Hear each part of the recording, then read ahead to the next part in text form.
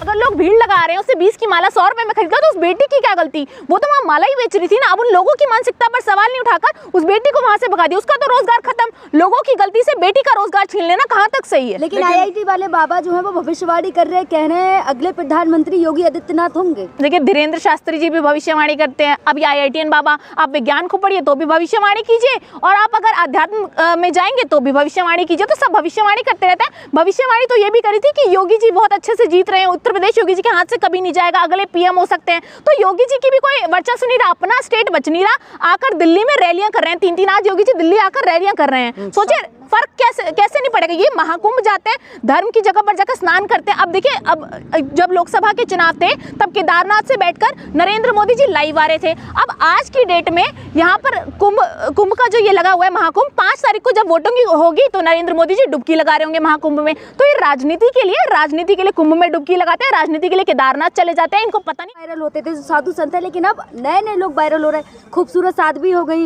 Mona Lisa हो गई, IIT वाले बाबा हो गए। देखिए ये तो लोगों की मानसिकता है। अगर लोगों की मानसिकता गलत है तो वो बेटी अपने काम की वजह से वायरल हो रही है। वो दिन रात मेहनत करती है, करोड़ों के कर्जे में है, लाखों के कर्जे में है, उस कर्ज को चुकाने के लिए वो दिन रात पैसे कमा रही है। लेकिन अगर लोग उसे गलत नजर से देख रहे हैं तो लोगों की गलती है। उस बेटी का आज रोजगार चला गया सिर्फ उन लोगों की वजह से। तो वहां महाकुंभ के अंदर चल क्या रहा है, इस पर योगी सरकार का क्या एक्शन है, क्या सुविधाएं? मीलों दूर चलकर लोग वहां पर आ रहे हैं कुंभ के अंदर, रूट डाइवर्ट्स कर दिए जाते हैं। जब योगी जी अपनी कैबिनेट लेकर गए होंगे तो कितनी सुरक्षा जो है वो खराब हुई होगी और सारी सुरक्षा योगी जी पर लग गई होगी। तो राजू दास का बयान काफी निंदनीय है। मुलायम सिंह यादव को लेकर काफी गंदी टिप्पणी किया, क्या देखते हैं, कैसे देखते हैं? देखिए मुलायम सिंह यादव जी की राजनीति अपने आप में एक इतिहास थी, और मुझे लगता है कि इस तरीके के शब्दों का प्रयोग करना कहीं ना कहीं गलत है।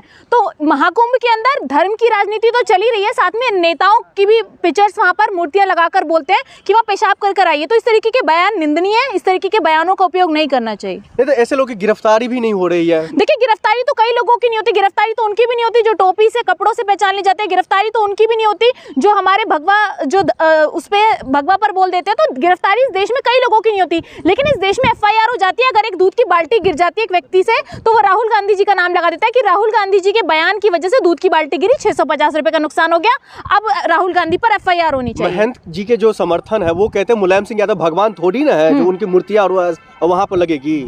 देखिए मुलायम सिंह यादव जी भगवान नहीं है, और मुझे लगता है कि महाकुंभ आस्था का प्रतीक है। करोड़ों देवी देवताओं को पूछकर वहां जो लोग इतनी आस्था से आए हुए हैं, तपस्या कर आए हुए हैं, वो सारे साधु वहां बैठे हुए हैं। तो मुझे लगता है कि उनकी तपस्या पर सवाल है, क्योंकि नेताओं की वहां पर मूर्ति लगने का कोई मतलब नहीं है। वो देवी देवताओं का स्थान है, वहां नेताओं की कोई जरूरत नहीं है। दूसरी तरफ आप देखिएगा कि योगी जी अपनी पूरी कैबिनेट के साथ वहां पर मीटिंग कर रहे हैं। तो आपको लगता है कि योगी जी जिनको कैबिनेट की मीटिंग करने की जगह नहीं मिल रही पूरे देश के अंदर, क्योंकि महाकुंभ के अंदर उनको कैबिनेट मीटिंग करनी है, क्योंकि दिल्ली में इलेक्शन है, क्योंकि लोकसभा में उन लोगों को देवी देवताओं पर बात करनी थी, क्योंकि लोकसभा में इलेक्शन थे। इसलिए दिल्ली के इलेक्शन पर प्रभाव डालने के लिए पहले योगी जी कुंभ गए, और फिर कुंभ से आने के बाद दिल्ली के चुनावों में आकर रैलियां कर रहे हैं। तो क्या इस रिश्ते को समझा जाए जिस तरीके से लगातार योगी जी वहां से यहाँ का सफर तय कर रहे हैं और लोगों को बेवकूफ बनाने की बड़ी चाल चल रहे हैं? पहले धर्म पर राजनीति करते थे, अब राजनीति और धर्म को साथ लेकर चल रहे हैं। ये तो काम आप लोग कर रही है ना।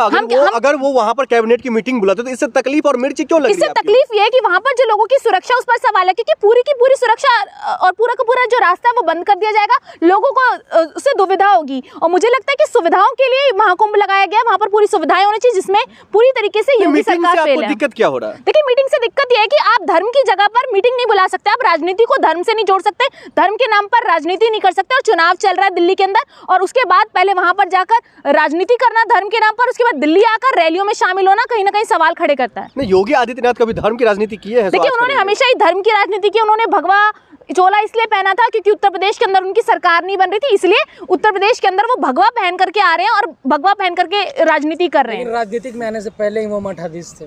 देखिए थे तो उनको तपस्या करनी चाहिए थी, तपस्या क्यों नहीं की? आप ये देखिए कि साधु संत जो भगवा पहनते हैं, अगर वो राजनीति में आ जाए, कल को वो बॉलीवुड में आ जाए, तो क्या बॉलीवुड उसे एक्सेप्ट करेगा? नहीं करेगा ना। आपत्ति ये है कि आप भगवा पहन के धर्म की राजनीति करें, आपत्ति ये है। तो राजू मजबूत किया है ना उन्होंने। कौन सा राज्य मजबूत किया? गुंडा राज वहां पर चल रहा है, बुलडोजर चलाया। सुप्रीम कोर्ट ने कहा उत्तर प्रदेश के अंदर जिस तरीके से महाकुंभ लगाया, महाकुंभ में आग लग रही है। महाकुंभ के अंदर देखा है आपने, नकली बाबा बनकर लोग आ रहे हैं। तो क्या व्यवस्था है? इस व्यवस्था पर भी सवाल है कि महाकुंभ तो लग रहा है इतने वर्षों बाद लग रहा है।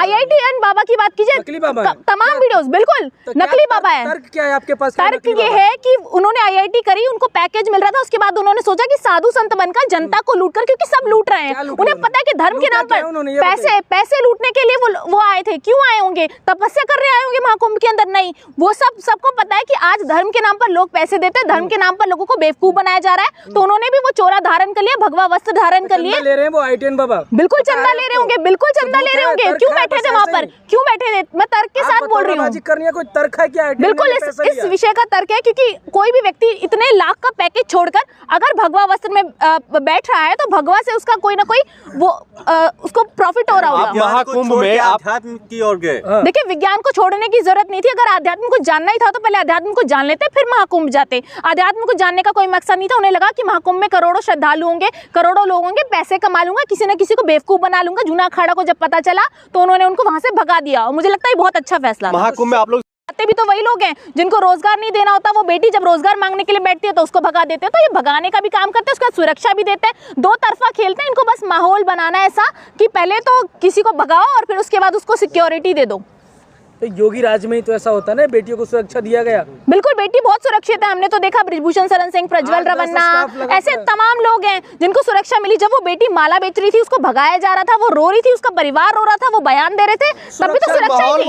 ये तो सुरक्षा है। क्या माहौल खराब है? महाकुंभ के अंदर भाषा का यूज कर रही थी, बाबाओं के बारे में अभद्र भाषा का यूज नहीं कर रही थी। वो जब माला बेच रही थी, आप राजनीति नहीं कर सकते धर्म के नाम पर, आप मंदिर जाकर वोट नहीं मांग सकते। महाकुंभ में योगी जी का कैबिनेट्स को लेकर जाना साफ सवाल खड़े करता है। अगर योगी जी अकेले जाते तो ठीक है, राजनीति नहीं होती, ये व्यक्तिगत मामला नहीं हो सकता, क्योंकि देश में चुनाव चल रहा है, दिल्ली में चुनाव चल रहा है। ये इसलिए गए, उसके बाद तुरंत अगले दिन देखिए रैली करने आ गए दिल्ली में। तो साफ पता है कि कुंभ में जाकर बीजेपी के नेता नहाएंगे। देखिए, कल योगी जी भी गए थे। मन साफ नहीं कर सकते आप, तन साफ कराएंगे महाकुंभ से। अगर आपका मन गंदा है ना तो वो साफ नहीं कर सकते। योगी जी को तो मैं बस इतना कहूंगी, पाप धोने जाइए, कुछ भी करने जाइए। अगर मन में फिर भी घृणा है, मन में बेटियों के प्रति इज्जत नहीं है, तो आप तन धो के आ जाइए महाकुंभ से, कोई दिक्कत नहीं है। योगी जी मन नहीं धो सकते आप। सवाल हो रहे सत्ता के दौरान।